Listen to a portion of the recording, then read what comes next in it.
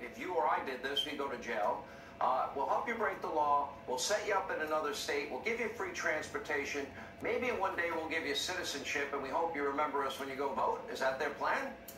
So I think that's a big part of it. I think there are really three motivations at play with the Democrats. Number one, on every policy issue, they've handed the agenda over to the radical left. So on law and order, they've handed the agenda over to the radical abolish the police nuts in the Democrat Party. On Israel, they've handed the agenda over to the radical pro-Hamas nuts in their party, the anti-Semites in their party.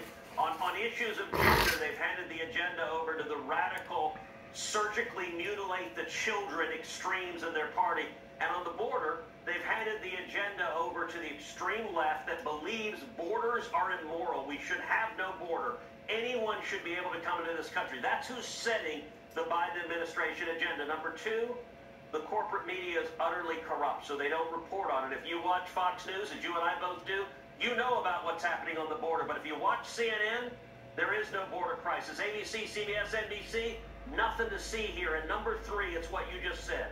I think a lot of Democrats know there's massive human suffering, but they're willing to overlook that human suffering because they want to stay in power. And they look at the 9.6 million illegal immigrants and they think every one of them is a future Democrat voter, and we get to stay in power if we change the electorate and just allow open borders. And I got to say, Sean, the most dangerous thing, I believe the odds are extraordinarily high that in the year 2024, we will see a major terrorist attack in the United States. There are Hamas and Hezbollah terrorists coming across our southern border right now, and Joe Biden and the Democrats in the House and Senate, they do not care.